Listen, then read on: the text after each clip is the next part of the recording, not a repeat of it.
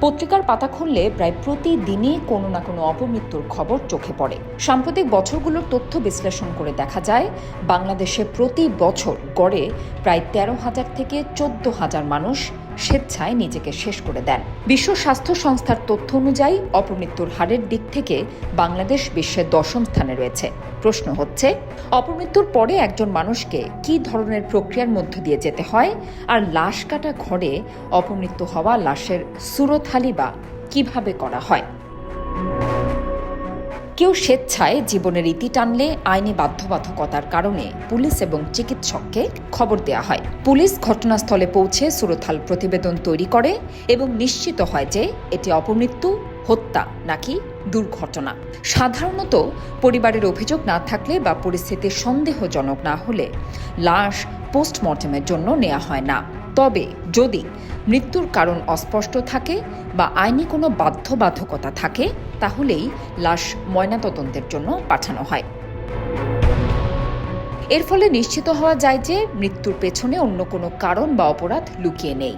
বাস্তবে দেখা গেছে, বেশিরভাগ অপমৃত্যু মামলাতেই ময়নাতদন্ত রিপোর্টের উপর ভিত্তি করে পুলিশ আদালতে চূড়ান্ত প্রতিবেদন জমা দেয়।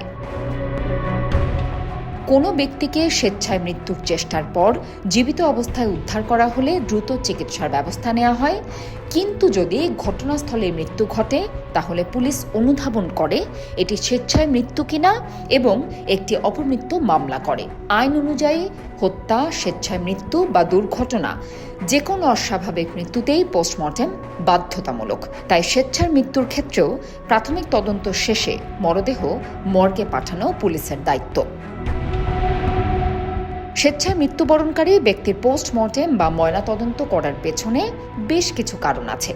প্রথমত, মৃত্যুটি কিভাবে এবং কখন ঘটেছে তা নির্ভুলভাবে জানা যায় এবং সেটি অপমৃত্যু নাকি স্বাভাবিক মৃত্যু সে ব্যাপারে নিশ্চিত হতে সাহায্য করে।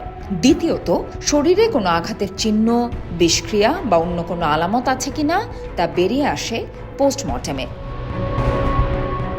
কিন্তু স্বেচ্ছায় মৃত্যু ঘটনায়ও কি ময়নাতদন্তের প্রয়োজন আছে? হ্যাঁ, আছে। অনেক সময় প্রাথমিক তদন্তে স্বেচ্ছায় মৃত্যু হিসেবে নথিভুক্ত কিছু ঘটনার পুনর্তদন্তে পরে আবার হত্যার প্রমাণও মিলেছে। তাই স্বেচ্ছায় মৃত্যুর ক্ষেত্রেও পোস্টমর্টেম করা দরকার, যাতে নিশ্চিত হওয়া যায় যে সত্যিই নিজেকে শেষ করে দিয়েছে কিনা, এর আড়ালে কোনো অপরাধ বা প্ররোচনা আছে কিনা। এছাড়া ময়নাতদন্ত প্রতিবেদন মৃত্যুর আইনি প্রমাণ হিসেবে ব্যবহৃত হয় এবং ভবিষ্যতে এই রিপোর্টের উপর ভিত্তি করেই মামলা নিষ্পত্তি বা পরবর্তী পদক্ষেপ নেওয়া হয়। ময়নাতদন্তের জন্য যে স্থানটি ব্যবহার করা হয় তাকে লাশ কাটা ঘর বা মর্গ বলা হয়। সাধারণত মর্গে মরদেহ সংরক্ষণের হিমাগার, মৃতদেহ কাটাছেঁড়া করার জন্য স্টিলের টেবিল, পর্যাপ্ত আলো এবং পানির ব্যবস্থা, মরদেহের হাড় কাটার জন্য করাত, এক্স-রে মেশিন, মরদেহ সংরক্ষণের জন্য রাসায়নিক পদার্থ এবং বিভিন্ন অস্ত্রোপচার সরঞ্জাম থেকে থাকে। বৈদ্যুতিক করাতের মাধ্যমে দ্রুত এবং পরিষ্কারভাবে দেহের প্রয়োজনীয় অংশ কাটা যায় এবং এক্স-রে দ্বারা দেহের ভেতরে লুকোনো বস্তু যেমন গুলি শনাক্ত করা সম্ভব হয়। তবে বাংলাদেশের অধিকাংশ জেলা হাসপাতালগুলোর মর্গে পর্যাপ্ত আধুনিক সরঞ্জাম নেই এবং অনেক জায়গাতেই ঠান্ডা হিমাগার বা উন্নত যন্ত্রপাতির ঘাটতি দেখা যায়। এখানে কাজ করা লাশ কাটা ডোমরা অনেকটা যান্ত্রিকভাবে কাজ করেন। তারা দীর্ঘদিন ধরেই কাজ করতে করতে একসময় অভ্যস্ত হয়ে যান।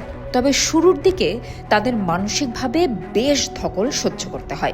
কেউ কেউ কাজের বাইরে স্বাভাবিক জীবনে ফিরে যেতে বিভিন্ন রকম মানসিক কৌশল অবলম্বন করেন, যেমন নেশা বা অন্য কাজে ব্যস্ত থাকা।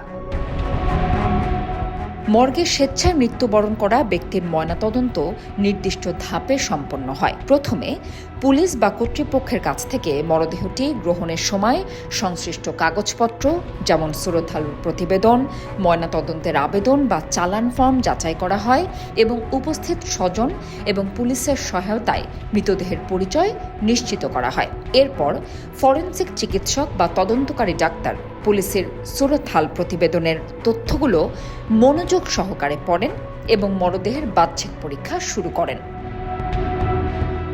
বাহ্যিক পরীক্ষায় মৃতদেহের শরীরের অবস্থা খুঁটিয়ে দেখা হয়, কোনো আঘাতের চিহ্ন, ক্ষত, দাগ, দেহে ফোলা চিহ্ন বা জিহ্বার রং পরিবর্তন ইত্যাদি আছে কিনা তা নথিবদ্ধ করা হয়।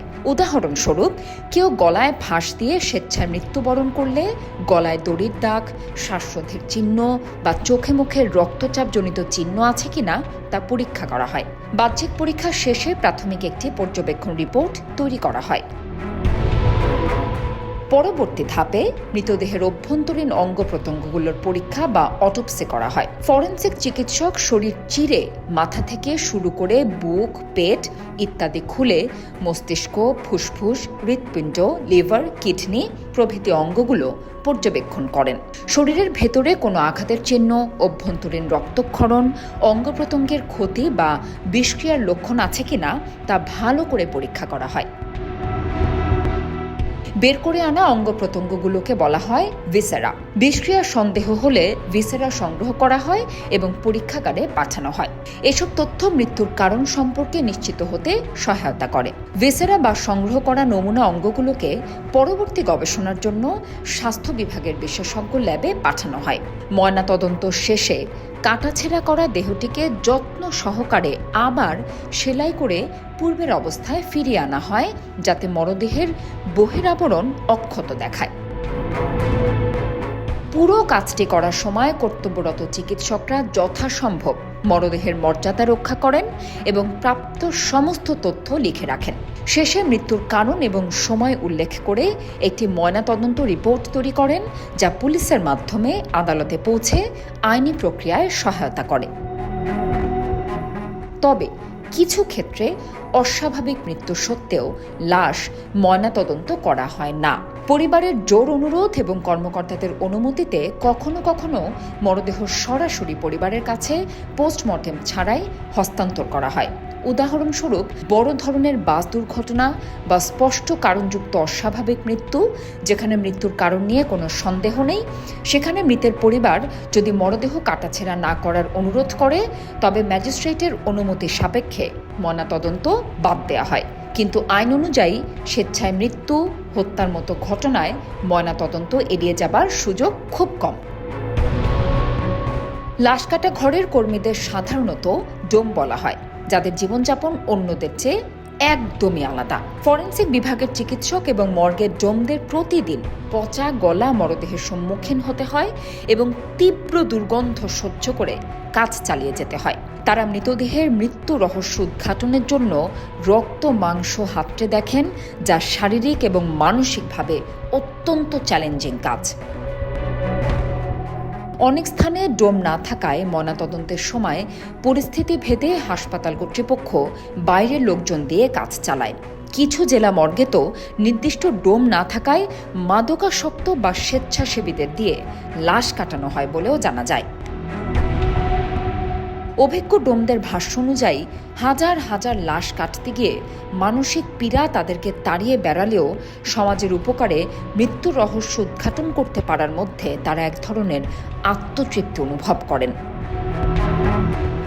একটি অপমৃত্যুর ঘটনা শুধু একটি জীবনের সমাপ্তি নয়, এটি তার পরিবারের, বন্ধু বান্ধবদের জন্য এক অসহনীয় মানসিক যন্ত্রণা হয়ে দাঁড়ায়।